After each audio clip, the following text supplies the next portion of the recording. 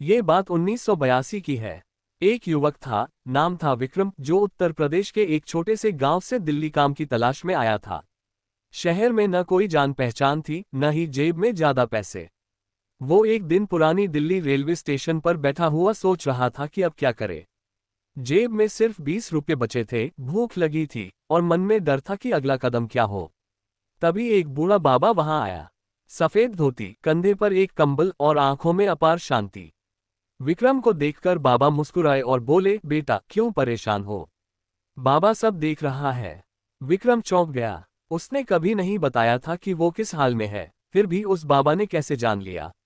बाबा ने कहा, नीम करौली बाबा के नाम से बस एक बार याद कर लो, रास्ता खुद खुल जाएगा। विक्रम ने झिझकते हुए सिर झुकाया और मन में कहा, बाबा अगर आप सच में हो तो मेरी मदद करना। बाबा मुस्कुराकर चले गए। उसी शाम जब विक्रम स्टेशन से उठकर बाहर जाने लगा तो एक आदमी उसके पास आया और बोला, तुम्हें नौकरी चाहिए क्या?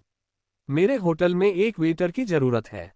विक्रम चौंक गया। बिना पूछे, बिना आवेदन दिए, ये कैसे हुआ? अगले दिन से विक्रम ने होटल में काम शुरू किया। काम अच्छा था, खाना पानी भी मिल गया और कुछ ही महीनों में उसने पैसे बचाकर एक छोटा कमरा भी ले लिया। एक दिन उसने सोचा कि उस बूढ़े बाबा को धन्यवाद कहना चाहिए। वो फिर उसी रेलवे स्टेशन गया, कई दिनों तक वहां बैठा रहा, पर वो बाबा कभी नहीं दिखे।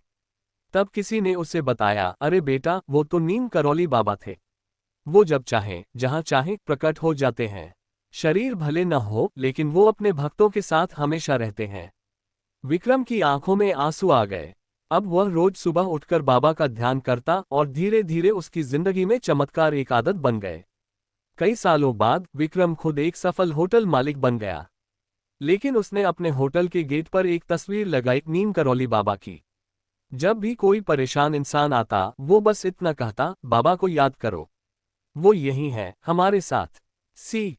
ये कहानी हमें सिखाती है कि नीम करौली बाबा सिर्फ एक संत नहीं, बल्कि एक ऊर्जा है, विश्वास, प्रेम और करुणा की।